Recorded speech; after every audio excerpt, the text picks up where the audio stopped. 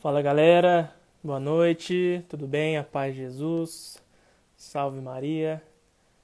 Estamos começando aqui uma live, hoje muito legal uma surpresa aí que a gente teve boa, né? Vamos hoje falar com Miguel Soriani, não sei se vocês o conhecem, mas eu sempre indico ele aqui no perfil, né? Porque ele é um especialista aí na área de pornografia e masturbação, né? Então ele é uma autoridade aí que vai vir falar para vocês hoje sobre muitos assuntos legais, né? E é um prazer tê-lo aqui comigo porque eu acompanho o trabalho dele e sei como que é sério esse trabalho. Eu vou aceitar ele aqui, já vai entrar.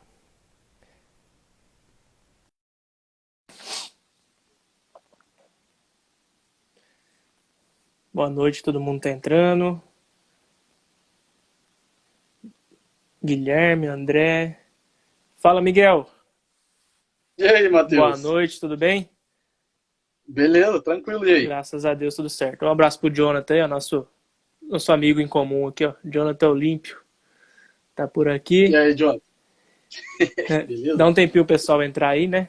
Mas vamos Tudo de boa. recebendo o pessoal aí. Pessoal, é um prazer ter vocês aqui conosco, né? Como eu havia dizendo, né? O Miguel é uma autoridade aí quando o assunto é pornografia e masturbação. Tem feito um trabalho maravilhoso no Instagram, né? E eu tava conversando com o Jonathan a respeito do trabalho dele, né?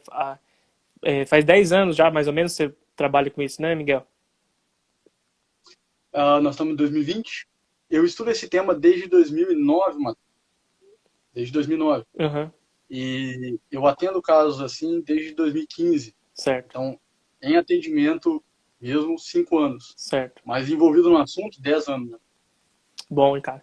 E assim, a gente, infelizmente, eu sempre falo quando eu converso com as pessoas, muitas pessoas falam que a depressão é o mal do século, né? Mas a gente não tem a noção aí que a pornografia, a masturbação tem feito e tem destruído, né, as famílias e os jovens, né, e todo mundo, né? E é uma coisa muito obscura, né, e oculta que um problema que muitas vezes é escondido, né? Porque as pessoas têm problema em dizer que sofrem disso, né?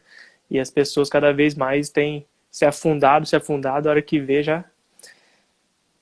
Vamos ver aqui o pessoal que entrou. Pessoal, se vocês estiverem ouvindo bem, a gente vendo bem, dá um alôzinho aí só para a gente confirmar aqui. Daí a gente já vai começar a falar sobre os assuntos propostos para hoje. É, Tem bastante gente aqui. Não vou conseguir falar o nome de todo mundo, pessoal, mas um abraço para todo mundo. É um prazer poder tê-los aqui conosco. Que deram um ok. Então, Miguel, para a gente começar, vamos você poder se apresentar para o pessoal, né? Para as pessoas que ainda não te conhecem, não conhecem seu trabalho, para as pessoas que ainda não sabem quem você é, se apresenta aí para a gente dar uma continuidade aí no nossa live. Muito bem. Então, Matheus, é um prazer poder estar aqui falando contigo e poder ajudar o pessoal aqui, poder clarear um pouco. Sim, é o meu dever mesmo é fazer isso aqui, é trabalhar com isso daqui, né? E assim, a minha vida é isso aqui. Então, assim, é um prazer poder estar aqui contigo falando desse tema que é um baita de um problema, Uhum. enfim, né? Meu nome é Miguel Soriani, tenho 25 anos, eu estudo esse negócio a sério desde os 15 anos mesmo, desde os 15 anos mesmo eu estudo isso aí a sério. E já faço atendimentos individuais a casais, as pessoas mais ou menos desde os 20 anos, né? Mais ou menos desde os 20 anos. Uhum. A coisa foi tomando. E aí, a minha conta no. Acho que agora eu aumentei o volume estava baixo do meu Uhum. som. Agora eu Beleza. aumentei. Então, daí. Bom, agora faço atendimentos a casais, marido, jovens solteiros, seminaristas. Já ajudei muito seminarista nessa lida também. Uhum. Já ajudei muita ex-religiosas, religiosas, as mulheres também Sim. sofrem com essa dor, também tem essa dor. A gente não pode dizer que não. Assim. Claro que 80% é homem mesmo, Uhum. mas existe assim, um 20% de mulher que sofre com esse problema também, né, que é uma dor muito grande, né? Infelizmente, ninguém fala disso, né? Quando a pessoa encontra alguém, como, sei lá, Miguel Soriani falando disso, ela vê, aquilo dá voz pro coração dela, aquilo dá voz pra dor que ela estava sentindo, e ela fala, putz, eu não tô sozinha, tem alguém que tá né, que pode me ajudar. E isso dá muita esperança, né? Isso dá muita esperança. Só né, de ver alguém que fala de um assunto que ninguém fala, que ninguém tem coragem de falar, né, que ninguém, né, enfim, que todo mundo fica quietinho sobre isso. Mas é um problema e a gente tem que falar sobre isso, né? E assim, você estava falando questão desse silêncio, né? Eu até, tanto o tema da pornografia e da masturbação, né? Mas como os temas que eu abordo também em relação a mais afetividade e sexualidade, né? Vamos dizer os pecados sexuais, vamos dizer assim, né? Eles, eu tenho a impressão que por muito tempo eles são negligenciados até pela própria igreja, né? Porque muitos padres, há muito tempo, é um certo tabu falar isso, né? Então, alguns são coniventes com o pecado, outros não são coniventes, mas não falam. Então, as pessoas, eu lido, chego que muita gente, né, que fala comigo, que às vezes nem sabe, né, assim, tirando a parte da saúde, né, mental e tudo mais, mas para a parte mais religiosa. Muitas vezes as pessoas não sabem que isso é um erro, né, que é um pecado, que é um problema. E infelizmente, realmente, pouca gente fala. E eu estava até conversando com o Jonathan ontem em relação a isso, né, porque especificamente sobre o tema pornografia e masturbação, são pouquíssimas pessoas que falam, né? Assim, se você procurar, é até difícil de achar. E os que falam, ou muitas vezes tem uma abordagem muito científica e teórica, né? Não tem alguma coisa assim, uma pegada muito prática ao seu trabalho. É, não é muito terapêutico, né? A coisa assim, é mais É, exatamente, assim, isso. aponta o erro, né? Mas não direciona, não dá um caminho para a pessoa seguir, né? Igual você tenta fazer. Um dos erros mais comuns que a gente tem nessa área, Matheus, é quando o sujeito, isso é um erro muito comum e que não dá fruto nenhum, é quando o sujeito foca muito nas consequências da coisa. Quais são as consequências da pornografia? Isso aí a gente acha de monte. Uhum. Mas isso não, de fato, isso não ajuda nada. Né? Isso, tá, e aí o que eu faço, né? Eu acho que essa live aqui, ela vai ter um cunho bem religiosa mesmo. Pro pessoal que tá aqui que não é religioso, fica aí, isso vai ser bom para você também. Sim. Né, você vai ouvir algumas coisas aqui que são legais, que vão te ajudar de algum modo. Né? Você vai pensar uma coisa ou outra que vai te ajudar, então fica aí, não precisa sair. Né? Certo, Essa live vai ser uma live religiosa, mas o sujeito fica aí que ele vai ser ajudado do mesmo jeito, né? Exatamente esse assunto que a gente foi tomando, mas é justamente o assunto que a gente vai falar hoje, né? Que é sobre essa questão aí vamos dizer assim, do backstage do pecado, né? O backstage do problema de fato, né? Que daí é onde a gente estava conversando, né? Você comentou sobre ali a hierarquia dos mandamentos, né? Aquilo que vai fazendo, né? Que as pessoas muitas vezes não percebem que talvez um pecadinho, né? Vamos dizer assim, está levando ele a cometer aquele ato, né? Seja da pornografia, masturbação ou qualquer outro tipo de pecado sexual. Então, vamos lá. Isso é muito importante. Então, eu preciso que vocês prestem muita atenção nisso aqui para a gente poder entender. Né? O tema da live é o quê? Né? A gente colocou pecados sexuais e hierarquia dos mandamentos. Então, eu vou falar um negócio aqui, vocês vão entender. Tá? No final, vocês vão entender. Uhum. Mas fica comigo, presta atenção, olha só. Vamos entender a seguinte coisa, assim. Né? Isso aqui assim, é ouro. É difícil vocês vão ouvir isso aqui. Né? Dificilmente vocês vão ouvir isso aqui. Presta atenção, assim, ó. Né? Tudo o que acontece na minha vida, tá? Tudo o que acontece na sua vida, tudo o que acontece na minha vida, na tua vida, tudo o que acontece é porque Deus quer. Ou seja, é porque Deus quer de fato. Porque é uma permissão de Deus. Então, olha só. Se eu estou conversando aqui com o Matheus, se eu, sei lá, sair aqui e virar o pé, isso está acontecendo exatamente porque Deus quer naquele momento aquilo ali. Ou seja, se ele não quisesse que aquilo acontecesse, tá? Se ele não quisesse que aquilo acontecesse, eu não quebraria o pé, não viraria o pé. De fato, realmente eu não viraria o pé. Tá? Então, assim, ó, olha só, primeira coisa, tudo que acontece na minha vida é porque Deus quer, a cada momento, a cada instante. Segunda coisa, eu não sei o que é bom ou o que é mal para mim. Eu não sei o que é bom nem o que é mal para mim. Isso aqui é uma informação assim, ó, vocês vão entender perfeitamente onde a gente está querendo chegar aqui. Quem ficar aqui, prestar atenção nisso aqui, vai receber um negócio que, sim, depois você não vai receber mais. Então, olha só, fica comigo. Eu não sei o que é bom para mim, nem o que é mal. Eu tenho apenas algumas opiniões. eu tenho algumas opiniões. Mas Deus sabe o que é bom para mim. Deus sabe o que é bom para mim, o que é mal para mim. E olhando desde a perspectiva de Deus, né, Matheus? Uhum. O que é bom para mim? O que é bom para mim? É estreitar o meu laço de amizade para com Deus. É me aproximar dele. É no limite ser salvo. É no limite mesmo a salvação da minha alma. Quando Deus olha para mim e fala assim, não, o que é bom para ele é salvar a alma dele. No mínimo, né? O que é bom para ele o que é, no mínimo o que é bom para ele é se aproximar de mim. No mínimo é isso. Então olha só, eu não sei o que é bom para mim e nem o que é mal para mim, mas Deus sabe. Eu tenho apenas algumas opiniões. Eu acho algumas coisas, por exemplo, né, eu acho que é bom, sei lá, né, eu ter dinheiro para pagar as contas. Sei lá, eu sou pai de família, eu tenho 2 filhos, tenho uma esposa. Eu acho que é bom para mim ter o dinheiro para pagar as contas. Mas isso é só uma opinião? Eu não sei se isso de fato é bom para mim. Entendendo bom como Deus entende bom. Uhum. Eu não sei se isso de fato é bom para mim, para que, vamos dizer, eu me aproxime de Deus.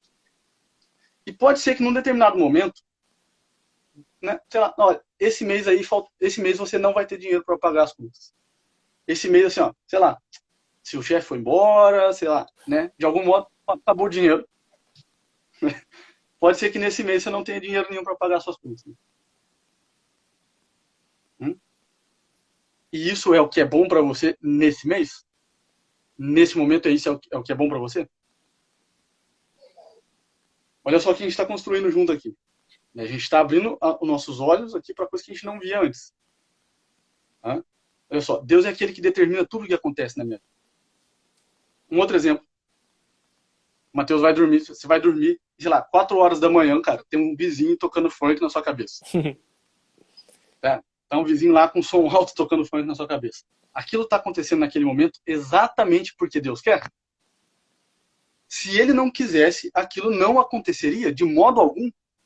Sei lá, aquele cara ia furar o pneu, não ia chegar até aquele lugar, aquele som ia queimar, sei lá. Aquilo não ia acontecer. Mas naquele momento, Deus está criando aquilo para você. Naquele exato momento. É isso que a Sagrada Escritura diz quando é assim, né? Deus faz o mundo para o ser humano, para o homem. Deus criou o universo para o homem, não para os animais. Então, olha só, Deus naquele momento está criando para você o seu som. Ele está permitindo que aquele som toque na sua cabeça às 4 horas da manhã. Se Deus é aquele, né, que vamos assim, determina tudo o que acontece comigo, e se Deus é bom, tudo o que me acontece é sempre bom. Se tudo que me acontece é sempre Deus que está criando, tudo que me acontece é sempre bom. Nem tudo que me acontece é prazeroso. Cara, não é prazeroso ter eu queria dormir. Não é prazeroso ter um vizinho, né, com funk na minha cabeça às 4 horas da manhã aqui. Isso não é prazeroso. Mas se isso está acontecendo, é porque Deus quer que aquilo aconteça. E nesse momento, eu posso simplesmente fazer o seguinte: olha, na minha opinião, o que é bom para mim é dormir. Na minha opinião, o que é bom para mim é esse som parar de tocar. Mas é só a minha opinião. Eu não sei o que é bom para mim e o que é mal para mim. Eu acho que eu sei, mas eu não sei. Deus sabe o que é bom para mim. E o que é bom para mim nesse momento, não sei porquê, mas é não dormir. Então, tudo que acontece. O Miguel, e muitas vezes o que a gente acha que é bom para nós é ir lá brigar com o vizinho, né? Muitas vezes, muitas vezes a gente acha, é reclamar. Olha, a reclamação, ela fecha os nossos olhos para esse movimento de crescimento espiritual. Deus está nesse momento, né, criando algo para você. E nesse momento, aquilo que ele cria é bom. Bom em que sentido? Olha, se você, né, abandonar a ideia de que você sabe o que é bom para você, se você simplesmente falar, não, Eu acho que o que é bom para mim é dormir, mas é só o que eu acho, é só a minha opinião. E você se abrir para que, não, Deus está criando agora para mim esse movimento, exatamente agora. E Deus sabe o que é bom para mim. Nesse momento você tem uma oportunidade de se aproximar dele. Deus faz isso a cada instante. Deus determina, isso é uma coisa interessante, assim, Deus é absoluto e ele determina tudo o que acontece contigo. Tudo que acontece contigo é ele que determina. Tá? E tudo que acontece contigo, portanto, é bom. Né? Repito, né? O primeiro movimento, então, é, cara, eu não sei o que é bom para mim. Eu não sei o que é mal para mim. Eu acho que eu sei. Mas são só opiniões. São só opiniões. Por exemplo, sei lá, né, eu tenho a opinião de que, né, sei lá, vamos imaginar, o sujeito está fazendo vestibular para medicina e ele quer passar em medicina. Bom, fazer medicina para mim é bom. Bom, é a sua opinião. Mas talvez não seja bom. Talvez não seja bom. Porque o que é bom para você é se aproximar de Deus. Isso mostra para nós, né? Isso mostra assim, de cara para nós, olha só, que Deus, ele é absoluto e é ele que administra a nossa vida.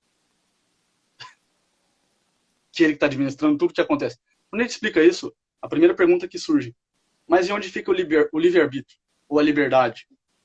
Essa pergunta sempre surge. Uhum. Mas eu não sou livre, né? Eu não sou livre. Onde fica a minha liberdade nisso? A resposta é a seguinte, a gente não é livre, né? A gente não é livre, né, diante daquilo que acontece com a gente. A gente não escolhe o que acontece com a gente. Não tem liberdade nenhuma para escolher, né, o que vai acontecer com a gente.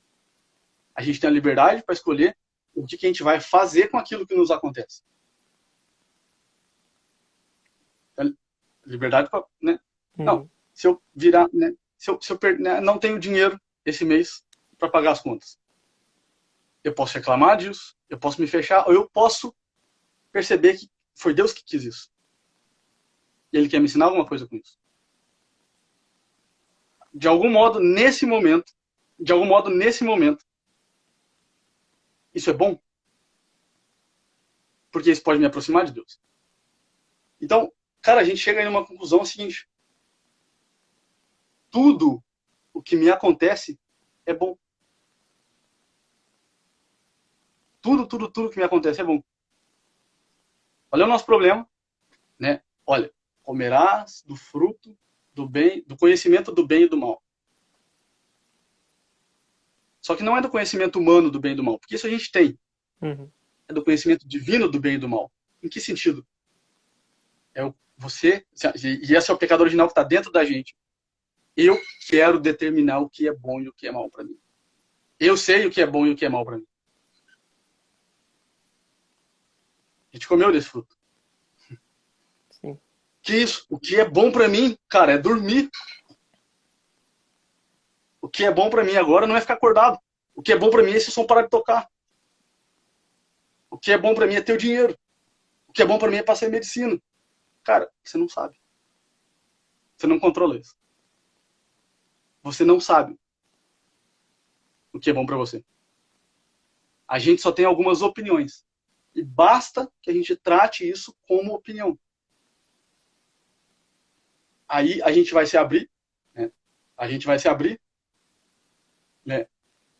Para de fato, né, perceber que Deus está o tempo todo criando tudo para nós. Porque assim, Deus está o tempo todo fazendo assim, algo de bom para nós. Só que aí o que acontece? Óbvio que quando Deus age assim, cara, não é legalzinho.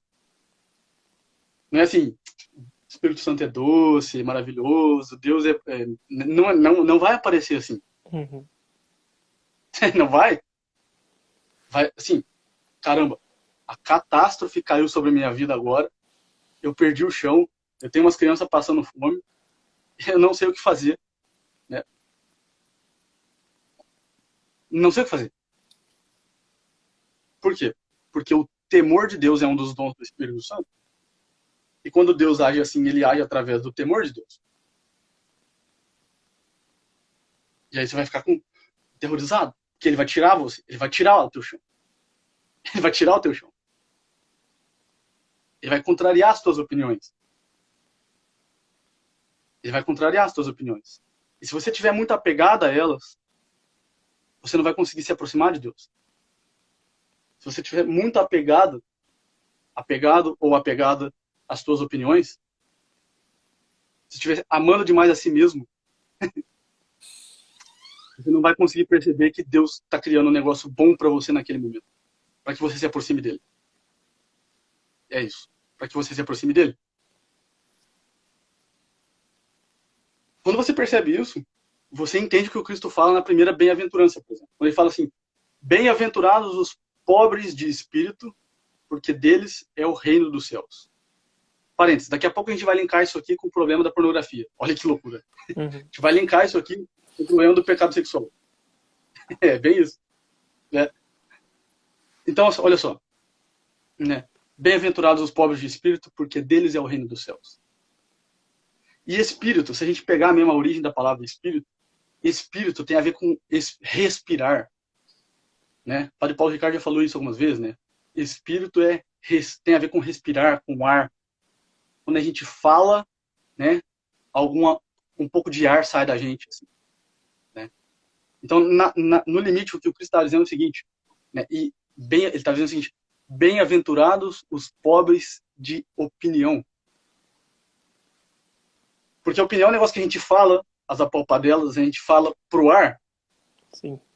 Bem-aventurados os pobres de opinião, porque deles é o reino do céu. E aí tudo faz sentido, então? Então quer dizer que se eu for pobre de opinião, eu vou perceber que Deus está criando o universo para mim a cada instante. E que tudo que me acontece é bom. E que tudo que me acontece a cada instante é bom. Olha, no limite, eu acho que é bom, né, eu continuar falando com o Matheus nessa live aqui agora. Mas Deus pode achar que não. Pode, sei lá, essa live pode cair, a gente não conseguir conectar mais. Exato. E, bom, isso aconteceu. Nós não controlamos isso. Quando a gente percebe isso, quando a gente percebe esse movimento, bem-aventurados os pobres de opinião, a gente começa a entender um pouco do que é o primeiro mandamento. Que é amar a Deus acima de todas as coisas. Amar a Deus acima de todas as coisas. Que é o mandamento mais importante. Então, os mandamentos eles têm uma hierarquia, né? Eles são 10. O primeiro é mais importante que o último. Claro que o último é importante, mas o primeiro, né, ele não está ali à toa. Uhum. Todos os outros fazem sentido se são vividos à luz do primeiro. Ah, eu não roubo, eu não mato. Mas você também não vive o primeiro, então pouco interessa se você rouba ou você mata. Por assim dizer, religiosamente falando, não é virtude. Não é virtude.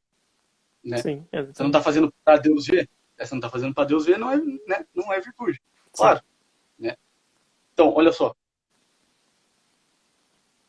Quantas vezes a gente ama a Deus, então? Quantas vezes a gente cumpre esse mandamento? Quantas vezes a gente desobedece esse mandamento? Cara, Deus acabou de fazer um negócio pra mim que eu tô reclamando. Né?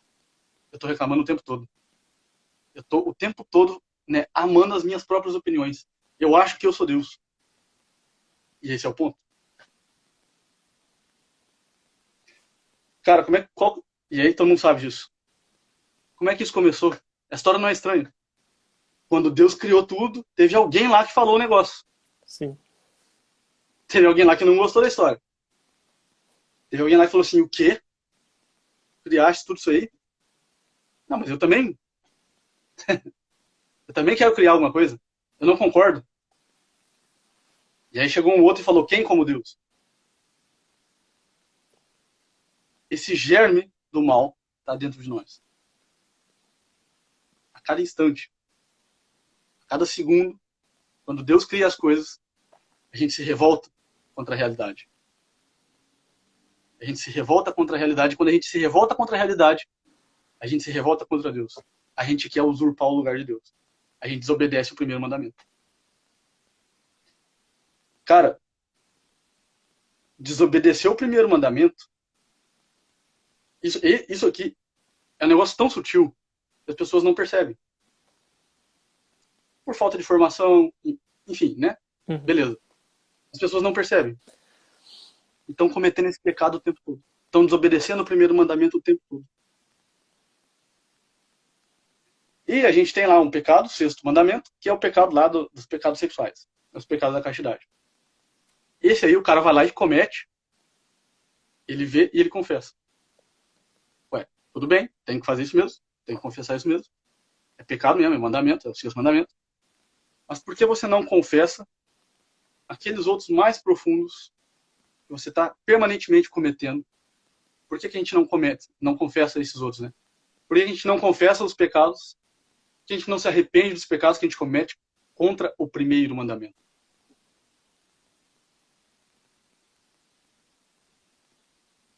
Isso aqui, assim, vira todo o jogo, eu acho. Exatamente. Vira a mesa, na verdade.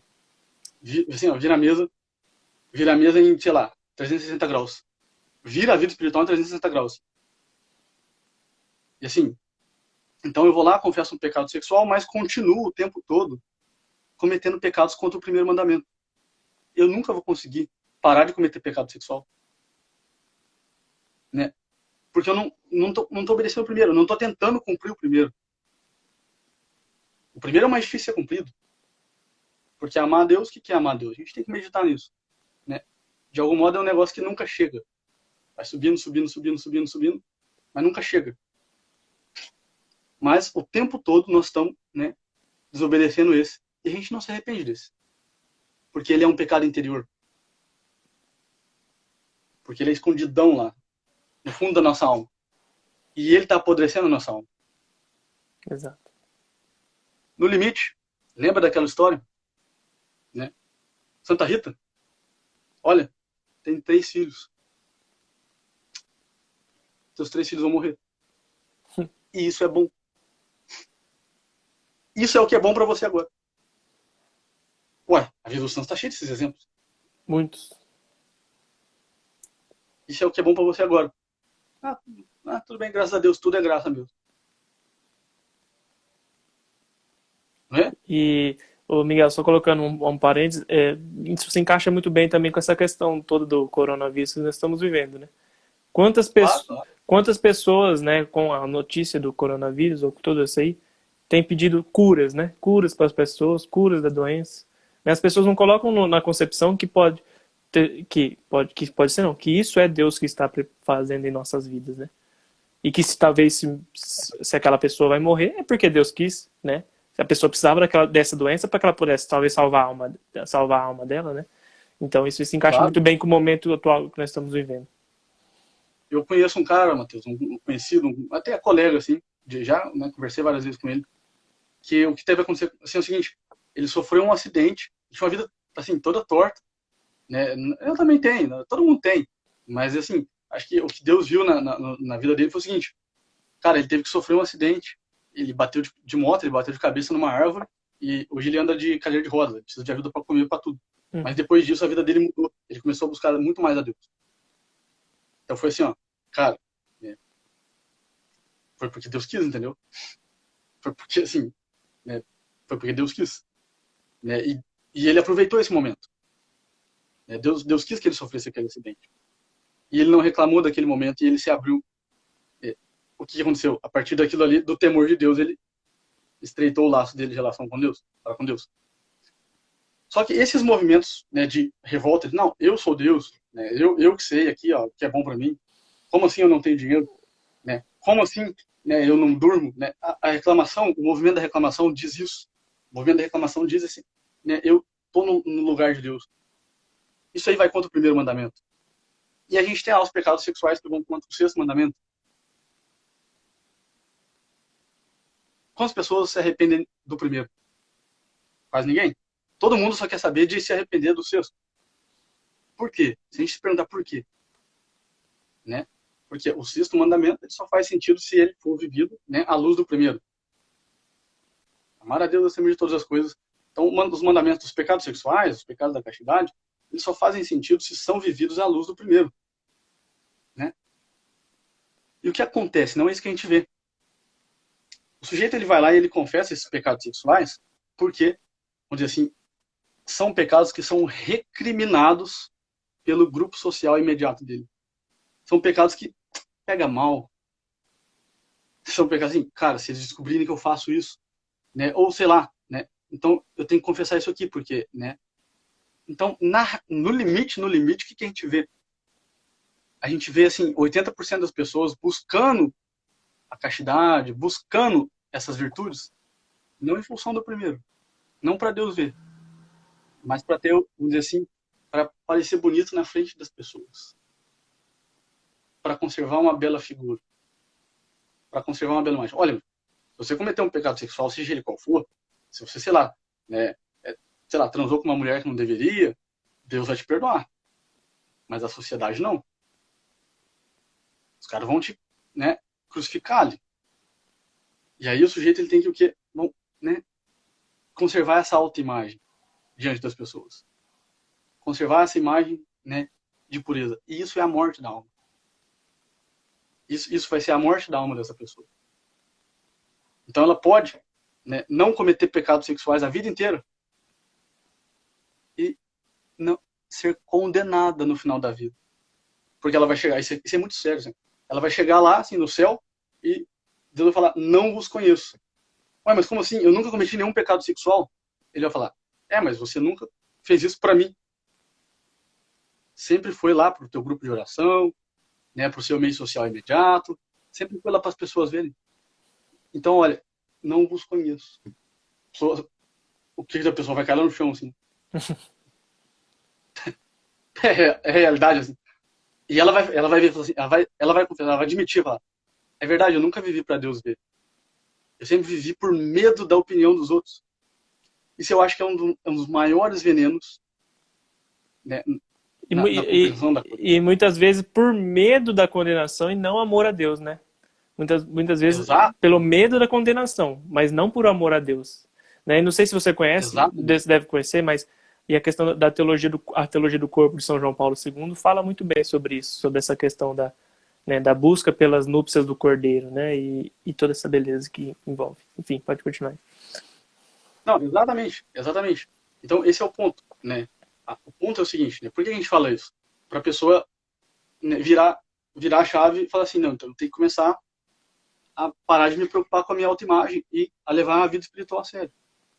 Não estou falando para você parar de pecar totalmente, assim, né? Isso aí também, mas não é isso que eu estou falando. Né? Não é esse o ponto que eu quero falar agora. Isso aí vai tentar parar de pecar em um outro momento. O que eu quero falar agora é o seguinte, você tem que parar de se preocupar com a autoimagem. Tem que parar de se preocupar com a sociedade. Você está cultivando aquilo que a Bíblia chama de um mundo. Chama o mundo, o diabo e a carne. O mundo está cultivando a opinião das pessoas. Está, né, dando muita importância para o olhar das pessoas e pouca importância, né, para a opinião de Deus a teu respeito. Você está procurando, sim, você está desobedecendo o primeiro mandamento. Você não está amando Deus acima da sociedade. Você está amando o teu, sei lá, a opinião das pessoas, a opinião da tua família, a opinião do teu grupo social imediato. Está amando isso mais do que a opinião de Deus sobre você. Isso vai contra o primeiro mandamento na base. E por que não se arrepender disso? Por que não confessar isso? Porque isso dói. É muito fácil chegar diante do padre e confessar um pecado sexual. O jeito já está até acostumado. Ele vai lá, faz essa confissão, vira as contas e vai embora. Mas confessar isso, poxa, isso vai mudar a vida, de fato, do cara. Isso vai mudar de fato a vida do cara. Assim, né?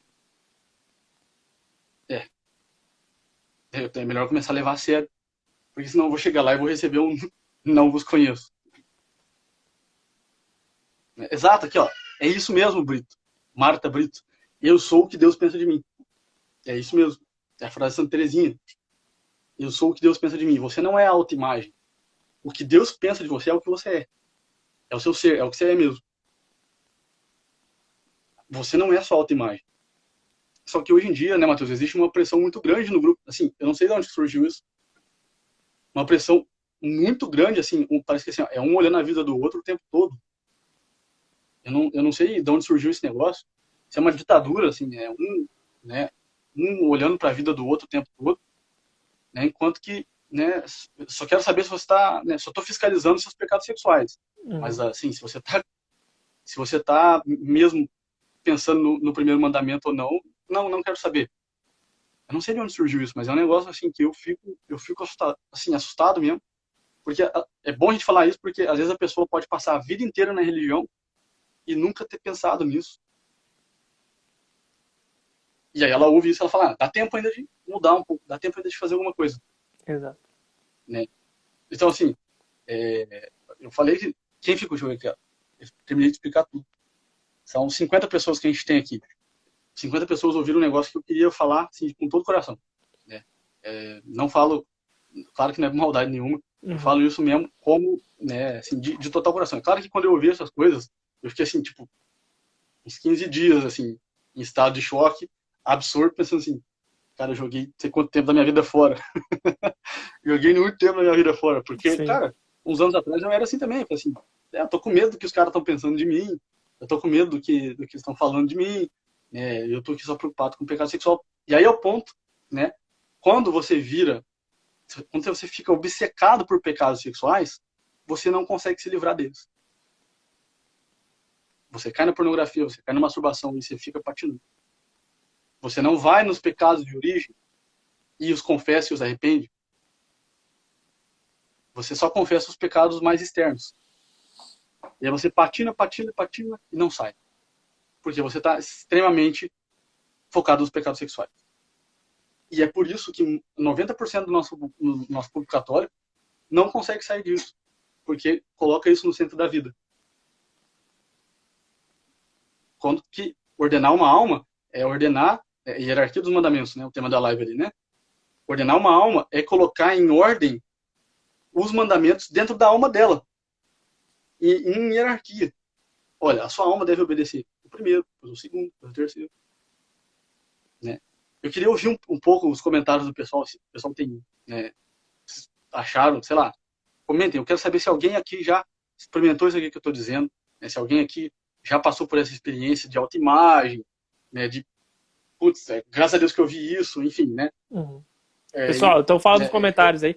Eu vou só responder uma moça que perguntou aqui. Vai ficar salva a live depois, tá? Para quem quiser assistir depois. Aí, tem uma moça que falou que vai precisar reassistir para assimilar. E eu acho que é exatamente isso que é a sensação quando a gente ouve isso, né? Eu falo assim, apesar de todo o apostolado que eu faço aqui, né? E falar desses pecados sexuais, eu acredito o que você acabou de falar é algo que mexe comigo também, né? Porque é realmente um acender da luzinha, né? Assim, um estalar da, das coisas, né? De você poder contemplar, né? Contemplar a sua vida a partir daquilo que eu sou, né? o Alisson está perguntando definição de como se livrar da autoimagem. Alisson, querer.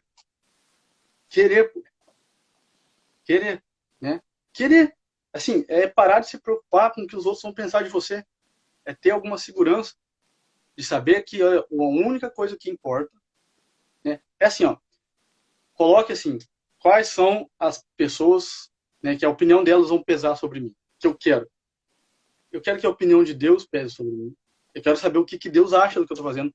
O Mateus tem o apostolado dele, o Miguel tem o apostolado dele, né?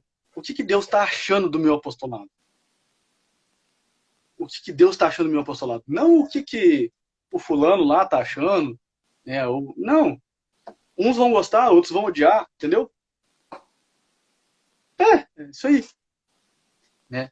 Agora, se você coloca, né, ou se você coloca o teu coração na mão das pessoas, né, se você coloca o teu coração na mão das pessoas, o que vai acontecer? Todo mundo te aplaude, falando, olha como é que você é cristão, olha, o cara é cristão. Então tá todo mundo aplaudindo a tua autoimagem, que é a imagem que está passando para fora, o que muitas vezes é mentira, porque por dentro tá podre, né? Às vezes é mentira, por dentro tá podre. Então todo mundo te aplaude, olha como é que você é cristão e tal, né? E aí, o que vai acontecer? Você vai se ferrar. Porque Deus vai falar assim, olha, meu filho, não vai dar para você, né? Quando você morrer, Deus vai falar, não vai dar para você. Porque você já recebeu sua recompensa dos homens. Todo mundo já te aplaudiu, né? já disse que você era cristão, você já recebeu sua recompensa dos homens e agora você perdeu sua recompensa celeste? Ele disse isso no Evangelho. Né? Você recebeu sua recompensa dos homens e perdeu sua recompensa celeste. Né? Então, né, como é que você trata com esse negócio de autoimagem? Silêncio. Faz tudo escondido e em silêncio. Não tem que falar para os outros sobre, não, olha como é que eu fiz a minha oração. Não, não. Faz em silêncio. Esconde esse tesouro. Esconde esse tesouro. Né? Não, aí sei lá, você tá, sei lá, fazendo jejum, sei lá, não sei o quê. Aí você, não, você inventa uma mentira. Não, eu não tô, sei lá, inventa uma mentira, entendeu? Conta assim, ó, fala um negócio ali para esconder esse tesouro. Porque se você começa a falar demais, é automático. Você tá querendo parecer o bonzão. Você sabe que tá querendo parecer o bonzão. Todo mundo sabe, no fundo todo mundo sabe. Então é querer. Eu gosto muito de falar desses temas.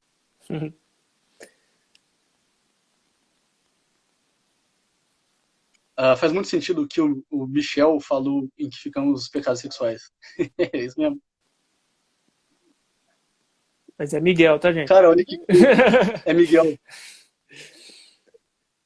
O Heitor tá falando, nunca tão brevemente a verdade se abriu os olhos. Cara, porque eu foi meio pancado mesmo. Foi, mas o Instagram só dá 1 hora.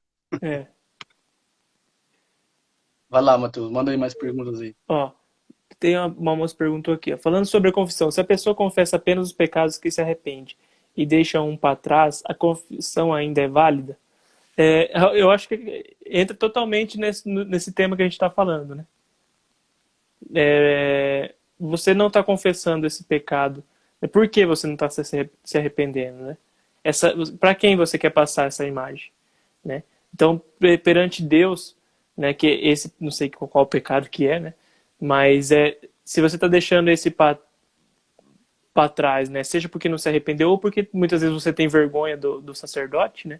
Isso é você estar querendo se aparecer para o outro, querendo passar para o sacerdote talvez que você é a boa zona, mas perante Deus você não tá vendo um arrependimento de fato, né? Mas respondendo a pergunta aqui, não é válida porque você não se arrependeu, né? É diferente no caso se você for lá se confessar e você não sabe, não lembra, né? Ou não sabe de um pecado e diz e esqueceu e tudo mais. Agora, se você vai lá com essa convicção que você pecou e você não se arrepende dele, você não está recebendo perdão. Claro. Aí, diante de Deus não tem máscara, né? Deus sabe daquilo. Talvez isso que a gente falou, o sacerdote não vai saber, né? Ele vai te absolver lá. Mas diante de Deus, você sabe que o perdão não existe porque você não se arrependeu, né? E aqui, vamos dar um detalhe, porque quem não gostar, né, vai embora. Mas aqui a gente tem que falar porque tem um livro do Monsenhor de Segur, Matheus, O Inferno. E lá ele conta um episódio de uma moça, né, que ela foi condenada ao inferno e por permissão de Deus ela voltou para falar como é que é o inferno e por que ela foi para lá. É um negócio impressionante o livro. Monsenhor de Segur, O Inferno. É um livretinho pequenininho, assim. E ela fala, tem vários casos desses lá, assim. E essa moça, ela fala que ela foi pro inferno por causa disso.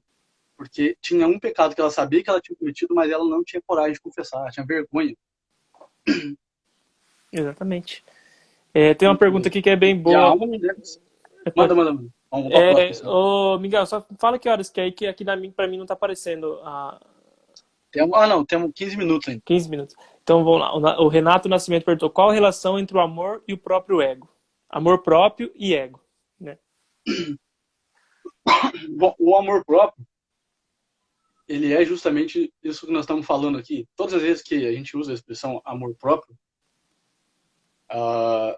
nós, vamos dizer assim, estamos usando a expressão amor próprio nesse sentido. Justamente o apego ao ego. Essa pergunta é muito boa. O apego ao próprio ego, ele é o amor próprio. Tem um livro do Papa São João Paulo II também, né, que é o Amor e Responsabilidade, não sei se você já leu, que ele fala muito bem sobre a questão do utilitarismo, né, e do personalismo, né? Então, praticamente o que o personalismo, né, diz, né, e o que o utilitarismo também diz, mas esse amor próprio sem ego praticamente impossível, né? Exato. Exatamente. Sobre o amor próprio, existe os livros do Luiz Lavelli. O Luiz Lavelli fala muito desse negócio desse amor próprio, desse apego à autoimagem. Tem uma frase dele que ele fala o seguinte: quando o cristão fala, quando Sócrates fala, né, conhece-te, e quando o cristão fala, esquece-te, é porque eles estavam falando de eus diferentes. Então o cristão fala esquece-te no sentido de esquecer esse amor próprio. Isso. Né, esse apego às próprias opiniões que a gente falou aqui, que é o apego à autoimagem. Essa pergunta dá um curso, né? Na verdade. É porque, e assim, até nesse livro que diz, né, do personalismo e do utilitarismo, o utilitarismo é justamente isso. Você usa o outro a seu próprio prazer, só pensando somente em você, né, no seu ego. Então, você usa o outro como um meio. Então, isso que é o errado e é o grande causador de muitos pecados, né, referente à moral sexual, né, porque você sempre está vendo o outro como objeto e não há um objetivo final conjunto com aquela pessoa. Sempre você está pensando em você mesmo e não no outro. E é exatamente como você disse, né, dá um curso só sobre essa pergunta. O Alex perguntou: a autoimagem nos leva ao movimento de acusação e defesa? Cara, sim. Sim, porque o que acontece, né? Quando você começa a cair, né, assim, cair nesse jogo da autoimagem, isso começa a criar sintomas em você. Você começa a ter alguns sintominhas né, justamente de acusação e defesa. Você vai estar o tempo todo querendo defender, né, defender a sua autoimagem, defender aquilo que, né, é precioso, né, que você, né, deve todo cuidado, né, que é uma falsidade, mas que você deve proteger, que as outras pessoas não podem saber, que você tem que passar para fora uma imagem daquilo que você não é, né? Mas no fundo você sabe que você não é tudo aquilo que está falando. E aí você vai se acusar. E aí você vai se acusar. Putz, eu tô mentindo, eu sei que eu tô mentindo. E aí você vai se acusar. Mas ao mesmo tempo você vai se defender. Porque eu não posso desfazer isso aqui. Como é que eu vou desfazer esse personagem? Ou quando acontece um erro, né, você diz, não, mas eu acho que isso não é tão grave assim, né? Tudo isso é uma defesa para que você faz para se manter a sua própria autoimagem, a sua autoimagem, né, no caso. Exatamente. E aí você vai se defender. É porque eu não posso desfazer isso aqui que eu passo, né, esse personagem que eu construí, eu não posso desfazer. Só que acontece o seguinte, depois que você morrer, se ele não for verdadeiro, ele não vai permanecer, ele vai ser totalmente destruído. Tem uma pergunta bem boa aqui, ó. O pecado sexual é instintivo? O Miguel falou sobre isso no começo, sobre a questão do prazer, né? De que nem tudo que é prazeroso é bom, né? O padre Paulo Ricardo fala muito bem sobre esse assunto, né? A diferença nossa para os animais é essa, né? A diferença nossa para um cachorro é que, para um cachorro, ele cruzar com a cadela, com a fêmea, sempre é instintivo. Porque para ele aquilo para ele sempre vai ser algo bom, porque é algo que está no instinto dele. Mas nós, como seres humanos, podemos olhar, por exemplo, se eu sou casado e eu vejo uma mulher, né, me dando bola ali. Instintivamente, eu poderia ir lá e ter relação sexual com ela. Mas nós que somos seres portadores de alma, nós temos a noção de que tudo que é prazeroso nem sempre é bom, né? E nem sempre tudo que é ruim, né, também que não é prazeroso é ruim, né? Porque nós cristãos sabemos muito disso, católicos, né? Que o sofrimento, tudo que o Miguel falou, em referente ao sofrimento, né? E essa aceitação da permissão de Deus para com as coisas, entra nisso, né? Que Deus permitiu aquilo que muitas vezes pode ser, né? E muitas vezes serão, ao seu olhar, a sua opinião ruim, mas que é para o seu crescimento, que na essência é algo bom. Exato. É isso mesmo. É isso mesmo. Se alguém tiver mais uma pergunta, deixa eu ver se tem mais alguma coisa para cima. a Ana falou, que não é uma pergunta, mas é tão bom ter essa visão dos pecados sexuais, lembrando que diante dele existem outras raízes que trouxeram esses pecados, não isolando os pecados e os pecadinhos, pois não existem tamanhos. Exatamente. E aqui também, né, para a gente citar, também teria que fazer mais 1 hora de live para falar sobre isso, mas também os pecados capitais, né? Os pecados capitais, eles, na grande maioria das vezes, nós não damos tanta bola para eles, mas muitas vezes as pessoas não têm noção que talvez ou ela não conseguir fazer um jejum na sexta-feira pode estar sendo um indício de que ela também não vai conseguir viver a castidade, né? Porque ali o pecado da gula está levando que ela dê mais vazão, né, para o pecado sexual, né, seja na masturbação, na pornografia, qualquer outra coisa. Então a gente precisa tomar muito cuidado também dos pecados capitais. E isso aqui que a gente falou, né, de querer tomar o lugar de Deus, é a soberba. Exato. É o venenão de tudo.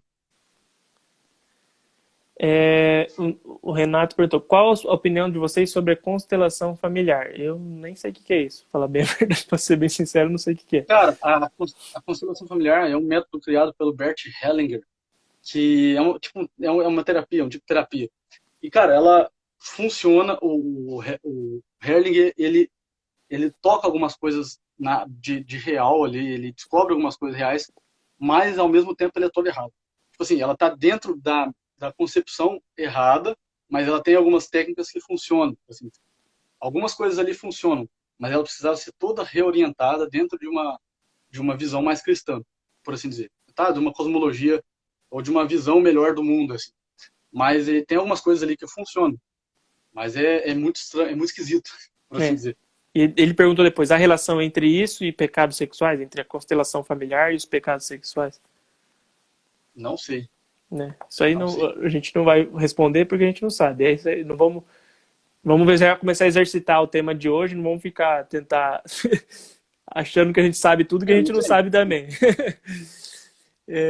Pode pensar. Falta quantos minutos aí, Miguel, fazendo um favor, que eu não estou tendo acesso. Falta uns 6 minutos. 6? Bom, pessoal, acho que a gente já pode ir finalizando, né? Assim, como eu disse, né, eu gostaria de agradecer o Miguel aí pela disponibilidade. Realmente foram tão pouco tempo uma coisa que acredito que vai fazer tanta diferença da minha vida, né? Não vou, né, ficar aqui falando para vocês, porque se não serviu para ninguém essa live, serviu para mim.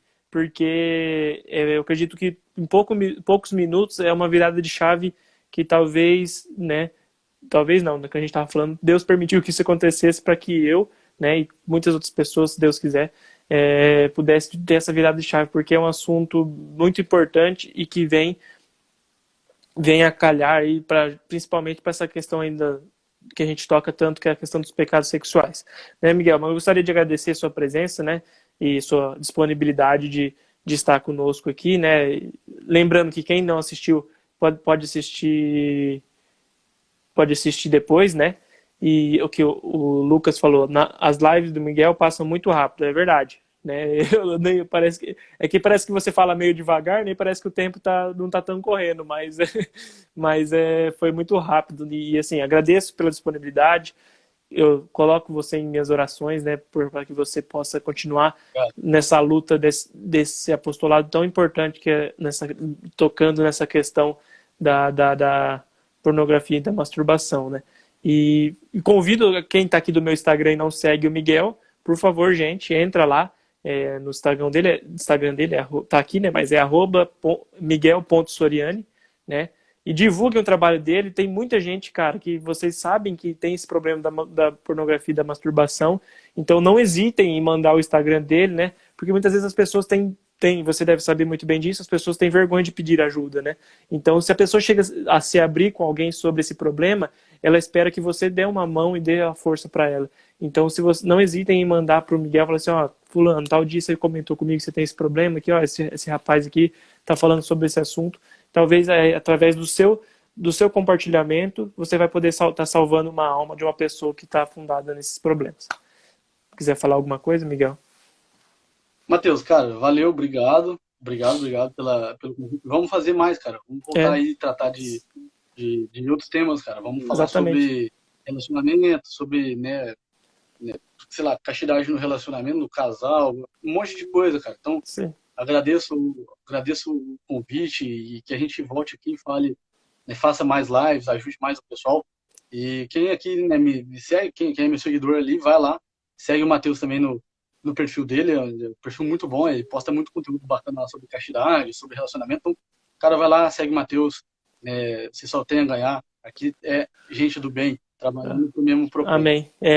Você sabe, né? Eu falo assim para o pessoal, cerca de 3 horas todo dia, né? No Instagram, né? Muitas vezes, e isso é cansativo às vezes, né? Então, é os testemunhos das pessoas que estão aqui que nos fortalece, né? Para que a gente possa continuar. Então, louvado seja Deus pela vida do Miguel, pela vida de cada um que está aqui, pela minha vida também, né? Vamos marcar mais vezes, né? Que Deus abençoe cada um de vocês aí, possa estar acompanhando a gente, tá? E tamo junto, obrigado por tudo. Isso aí. Valeu, Miguel. Vou mandar Tamo abraço. junto. Valeu. Vou Manda deixar a abraço. salva, pessoal. Assistam depois e compartilhem com o pessoal. Beleza? Valeu, abraço. Valeu.